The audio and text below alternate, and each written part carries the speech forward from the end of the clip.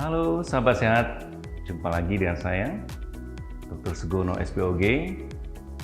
Pada kesempatan ini kita akan membahas tentang suatu masalah di kesehatan reproduksi, yaitu tentang blighted ovum. Apa dan bagaimana dengan blighted ovum ini, definisi, penyebab, gejala, bagaimana pencegahannya. Baik, ikuti video ini selanjutnya.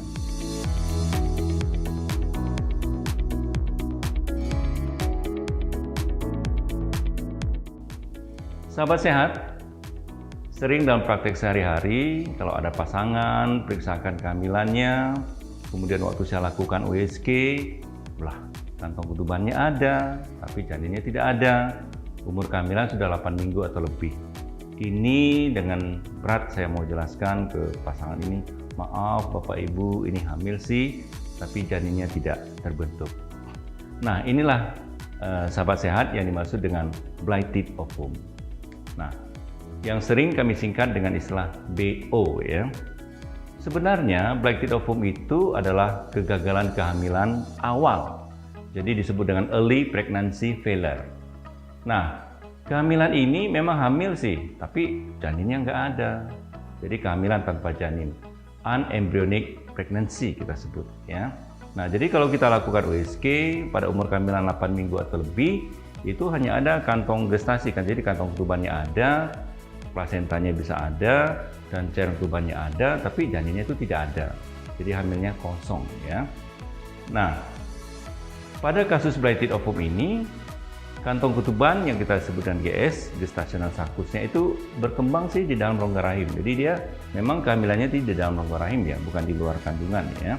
Namun itu tadi kosong ya. Tidak ada embrionya, tidak ada janinnya, tidak ada mudigahnya ya. Nah, embrionya itu berhenti berkembang pada saat yang awal-awal banget. Jadi janinnya itu tidak berkembang, berhenti, hilang, diserap. Jadi sebenarnya itu tepatnya diserap ya. Jadi mungkin sahabat saya pernah dengar orang bilang, loh hamil saya kemarin ada, terus hilang. Dihubung-hubungkan dengan hal-hal yang mistis. Sebenarnya tidak ya, bukan hilang sebenarnya, cuma memang tidak berkembang kemudian diserap ya. Nah, blighted ovum ini sendiri sebenarnya adalah suatu kehamilan yang patologis ya, bukan kehamilan yang normal. Karena kalau kehamilan yang normal kan janinnya kan berkembang terus ya, kehamilan yang berkembang terus, tapi ini tidak mandek, stop perkembangan janinnya ya. Terus gejala dan tandanya bagaimana? Gejala-gejala dan tandanya sama sih seperti hamil normal, wong dia memang hamil kok ya.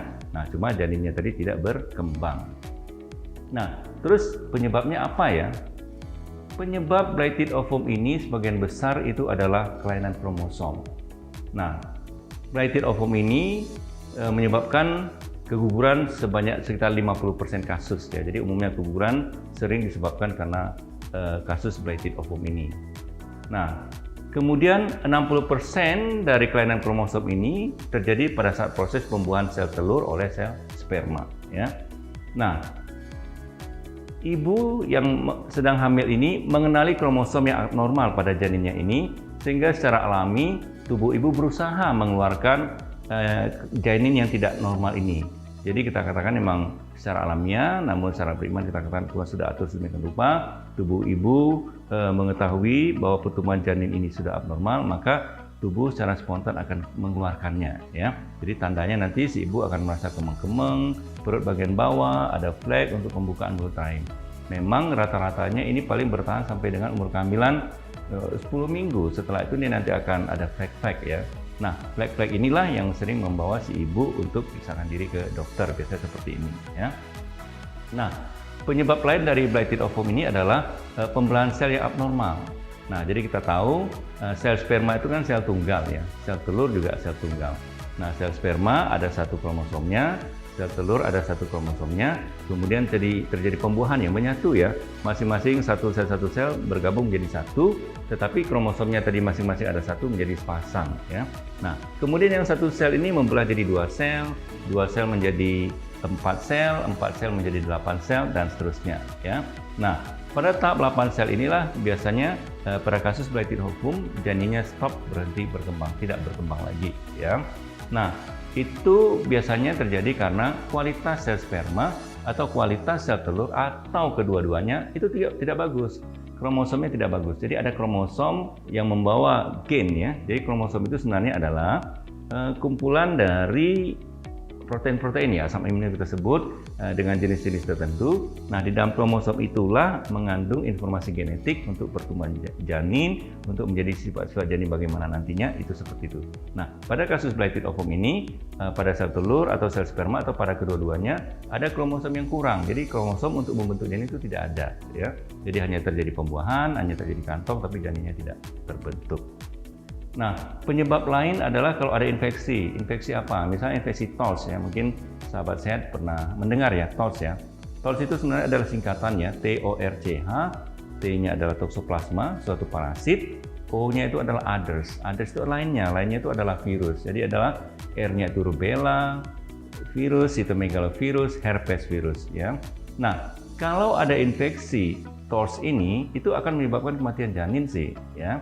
Nah, kalau tidak terjadi kematian janin, janinnya berkembang tapi bisa terjadi kecacatan. Atau tidak terjadi kematian janin, tidak terjadi kecacatan tapi berkembang terus, biasanya nanti pada hamil 7 atau 8 bulan janinnya akan mengalami kematian janin di dalam kandungan, seperti itu ya. Nah, demikian halnya juga kasus rubella, cytomegalo dan dengan herpes. Juga ada penyebab lain untuk pada kasus blighted ovum ini adalah suatu infeksi bakteri yang kita sebut dengan Streptococcus ya. Atau penyebab lain adalah jika si ibu ini mengalami penyakit diabetes ya, di mana diabetesnya tidak terkontrol, ini bisa mencetuskan menyebabkan terjadinya blighted ovum ini ya. Nah, hal lain adalah rendahnya kadar hormon beta HCG. Nah, ini juga bisa menyebabkan blighted ovum. Atau ada faktor imunologis lain ya. Jadi pada tubuh si ibu itu ada mengandung suatu antibodi, di mana antibodi si ibu ini akan menyerang janinnya. Jadi si janinnya kalah, terjadi kematian janin, tidak berkembang dan akan diserap tadinya ya. Penyebab lain adalah faktor usia ya. Usia istri terutama, juga usia suami atau keduanya ya. Jadi kalau usia istri atau suami ini sudah lanjut, pengertian lanjut itu di atas 35 tahun, maka kualitas sel telur, kualitas sel sperma sudah sangat menurun ya, tinggal sisa-sisanya aja. Nah, kita sarankan memang kalau putranya sudah cukup, kalau bisa tidak terjadi kehamilan lagi, tetapi kalau terjadi kehamilan juga, ini kita takutkan akan terjadi salah satunya blighted ovum atau kecacatan janin juga ya. Kemudian penyebab lain adalah bisa aja ada suatu kelainan anatomi pada uterusnya, pada rahim. Misalnya apa? Misalnya pada kasus ya, normalnya rahim itu kan ada rongganya ya. Tetapi pada kasus tertentu di mana rongga rahim itu saling menempel sesamanya, itu karena ada faktor infeksi. Nah, kenapa infeksi? Biasanya infeksi itu dari jalan lahir. Infeksi dari jalan lahir naik ke atas masuk ke rongga rahim, sehingga dinding rongga rahim itu mengalami infeksi sehingga saling menempel sesamanya. Atau bisa juga pada kasus pasca kuret ya. Kalau saat kuret itu kurang bagus tindakannya atau ada infeksi saat itu, maka dinding rongga rahim itu juga akan saling menempel. Nah, itu kita sebut dengan sindrom Ashermans ya, itu sesuai nama penemunya. Nah, pada kasus demikian juga bisa terjadi blighted ovum. Penyebab lain adalah kelainan di rahim berupa kalau ada leomioma atau ada myom ya. Ini juga bisa menyebabkan terjadi blighted ovum. Kelainan imunologi lain adalah suatu keadaan yang kita sebut dengan endometriosis. Nah, kalau ada endometriosis ini juga akan mencetuskan terjadinya blighted ovum. Nah, tentang endometriosis ini sendiri akan kita bahas pada video tersendiri. Nah, penyebab lain adalah pola hidup yang tidak sehat. Misalnya karena pola hidup yang tidak sehat, olahraga yang kurang menyebabkan tadi kadar gula darah tinggi, kolesterol tinggi, sehingga kualitas sel telur menjadi tidak baik ya. Atau ada berbagai mekanisme imun seluler yang lain yang cukup banyak ya. Nah, ini nanti ke depan akan kita sebutkan satu persatu. Nah, sahabat sehat, tadi sudah kita katakan bahwa penyebab blighted ovum ini adalah suatu kelainan kromosom. Nah, kalau janinnya mampu bertahan, itu akan menyebabkan kelainan bawaan. Ya, bisa misalnya kelainan bawaan pada jantung, sekat jantung, katup jantungnya ada kelainan ya. Nah, biasanya pada kasus-kasus blighted ovum ini terjadi translokasi ya. Translokasi artinya itu ada pemindahan tempat kromosom di kromosom yang tidak seharusnya. Biasanya terjadi translokasi kromosom pada kromosom 22 ya. Nah, ini pernah ditemukan, sering ditemukan kalau misalnya pada kasus di mana ibu-ibu mengalami keguguran yang berulang sampai 3 kali sampai 6 kali, itu kalau kita periksa kromosomnya biasanya terjadi translokasi kromosom 22 ya. atau kelainan kromosom lain yang kita sebut mosaism, ya. Ini juga bisa mencetuskan black tip ovum atau kasus kelainan single gene disorder, ya. Nah, sahabat sehat, itu semua adalah penyebab-penyebab terjadinya black tip ovum. Lalu bagaimana ya gejala dan tandanya ya kalau si ibu mengalami black tip ovum ini? Yang pertama, gejalanya ya sama sih seperti hamil normal. Ada terlambat haid, ada pusing, ada mual, ada muntah, ya. Pada awalnya kehamilan itu berlangsung seperti biasa sih. Namun selanjutnya akan terjadi flek biasanya. Biasanya pada umur kehamilan 8 minggu, paling telat 10 minggu itu akan terjadi flek. Fleknya bisa sedikit dari flek coklat, kemudian flek jambon, kemudian malah bisa terjadi perdarahan. Biasanya bisa terjadi perdarahan yang merongkol-merongkol ya, seperti itu ya. Nah, itu terjadi di trimester 1 ya. Nah, kemudian si ibu juga merasa tidak nyaman pada perut bagian bawahnya. Kemudian kadang-kadang juga black tip ovum ini kita temukan tidak sengaja ya. Artinya si ibu itu belum ada keluhannya. Si ibu hanya datang ke dokter kandungan, hamil di atas 8 minggu, dok, mau periksa, mau lihat kandungan saya. Waktu kita USG ada kantong, tapi kok nggak ada janin. Umur kehamilan lebih dari 8 minggu, ya. Nah, kemudian juga rata-rata ini banyak kita jumpai kalau kehamilannya terjadi pada si ibu dan usia di atas 30 tahun, itu sering ya. Namun tidak menutup kemungkinan juga kadang-kadang hamil pertama di bawah usia 30 tahun juga bisa terjadi black tip ovum ini. Nah, kalau kita cek laboratoriumnya, tes speknya, tes kehamilannya ya positif sama, ya memang dia hamil kok ya. Nah, selanjutnya kalau kita ikuti kehamilan ini, maka nanti hormon beta HCG-nya akan menurun ya pada umur kehamilan 12 minggu biasanya itu akan menurun. Itu menunjukkan bahwa pertumbuhan plasentanya itu sudah berhenti ya, pertumbuhan ari-arinya berhenti sehingga ari-ari tidak berkembang, sedangkan ari-ari fungsinya memberikan nutrisi kepada janin sehingga si janin tidak berkembang, berhenti berkembang, terjadi kematian janin ya. Nah, kemudian cara kita tahu lagi dengan pemeriksaan USG ya, tadi kita ada sebut di depan. Dengan USG jelas ya, kita lihat ada kantong ketuban. Kantong ketuban itu berbentuk bulat, ya normalnya itu yang bagus itu bentuk seperti cincin ya, dinding cukup tebal, ada dinding luar, dinding dalam. Tetapi pada kasus black tip ovum ini biasanya kantong ketubannya itu kecil, lebih kecil dari umur kehamilannya. Bahkan kadang dindingnya atau bentuknya itu tidak bulat ya, agak oval, agak lonjong atau tidak beraturan seperti itu ya. Nah, ini bisa kita tegakkan black tip ovum kalau umur kehamilan 8 minggu atau lebih dan pada pemeriksaan USG tidak tampak janin. Nah, bisa kita tegakkan diagnosis black tip ovum. Nah, bagaimana patofisiologinya ya sahabat sehat ya? Bagaimana proses terjadinya black tip ovum ini? Nah, tadi saya sudah katakan bahwa ada sel telur ya, dibuahi oleh sel sperma, kemudian berkembang menjadi blastokis. Blastokis itu adalah tadi kalau pertumbuhan janin sampai dengan 8 sel ya. Nah, kemudian blastokis ini akan menempel ya, akan menempel ke dalam dinding rongga rahim. Itu menempel secara normal ya, mengalami implantasi di dinding rongga rahim ya. Kemudian trofoblastnya ya, trofoblast itu berkembang sampai beberapa minggu, rata-rata sampai dengan 8 minggu ya. Namun fetal plate atau janinnya itu gagal tumbuh, tidak tumbuh ya. Nah, kemudian kalau tidak tumbuh itu maka yang tadi trofoblast itu akan mengalami regresi ya, akan mengecil, diserap. Pada rata-rata mulai umur 8 minggu itu akan terjadi regresi ya. Jadi janin yang mengecil, plasenta yang sudah terbentuk juga mengecil, kemudian pertumbuhan rahim juga berhenti, tidak membesar lagi. Hormon beta HCG-nya menurun, hormon progesteronnya menurun, hormon estradiolnya juga menurun, sehingga akhirnya tidak ada lagi gejala-gejala hamilnya, tidak ada lagi mual muntah, tidak ada lagi pusing dan seperti itu ya. Jadi sahabat pemirsa, kalau lagi misalnya mengalami kehamilan, ada pusing mual kok kemudian menjadi tidak pada umur kehamilan di bawah 12 minggu, lah hati-hati, jangan-jangan ini black tip ovum, maka segera memeriksakan diri ke dokter kandungan terdekat.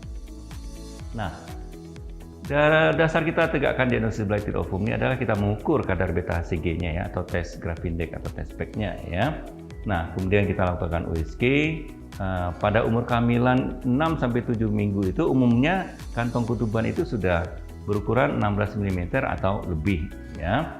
Nah, kalau misalnya kantong ketubannya itu lebih kecil, tidak ada janinnya, maka bisa katakan ini suatu blighted ovum ya. Nah, kantong ketubannya juga tidak spesifik bentuknya, tadi sudah saya sebutkan. Harusnya juga misalnya kalau kita temukan kantong ketuban dengan diameter 25 mm atau lebih, harusnya sudah ada janin ya. Jadi patokannya umur kehamilan 8 minggu atau lebih, atau kantong ketuban diameter 25 mm atau lebih belum ada janin, maka ini kita katakan blighted ovum. Atau kalau misalnya si ibu ragu-ragu dengan haid terakhirnya, atau ini baru kunjungan pertama di dokter kandungan, biasa kita juga tidak langsung vonis ya ini blighted ovum, tapi biasanya kita anjurkan untuk si ibu kontrol ulang lagi 1 minggu berikutnya atau 2 minggu berikutnya. Kalau pada kunjungan ulangan tidak juga ada pertumbuhan janin, maka ini kita tegakkan sebagai blighted ovum. Nah, selain dengan USG lewat perut juga transabdominal, jika misal ragu tidak jelas, kita akan lakukan USG transvaginal ya, USG lewat jalan lahir. Baik sahabat sehat, kalau misalnya seorang ibu sudah mengalami blighted ovum ini, terus diapain selanjutnya? Bagaimana penata laksanaannya ya? Yang jelas ini kehamilan ini harus kita keluarkan, kantong ketubannya harus kita keluarkan dengan cara kuretase ya, kuret ya. Kenapa? Kalau kantong ini tidak kita keluarkan, maka si ibu terus akan mengalami perdarahan-perdarahan dari perdarahan ringan, sedang jadi berat. Nah, kalau perdarahan itu berlanjut, daerah jalan di reproduksinya itu lembab, itu bisa menyebabkan infeksi. Dan juga kalau perdarahan yang jangka panjang bisa menyebabkan anemi. Dengan anemi nanti daya tahan tubuhnya menurun, sehingga akan menyebabkan penyakit infeksi lain atau kegagalan organ-organ tubuh yang lain. Ya, nanti kalau sudah dilakukan kuret, nanti hasil kuret itu kita kirimkan ke laboratorium ya. Di sana dianalisis ya, untuk mencari penyebabnya. Apakah penyebabnya karena infeksi atau penyebabnya karena ada suatu kelainan antibodi ya. Nah, kalau memang kelainan suatu infeksi, maka kedepannya kita akan terapi infeksi tersebut. Cari infeksinya itu dari mana. Kemudian kalau karena ini suatu antibodi, maka kita lakukan imunoterapi namanya ya, agar kehamilan berikutnya tidak mengalami blighted ovum lagi. Nah, sahabat sehat, bagaimana ya komplikasinya? Bisa terjadi hal-hal yang lebih parah lagi nggak pada si ibu yang mengalami blighted ovum?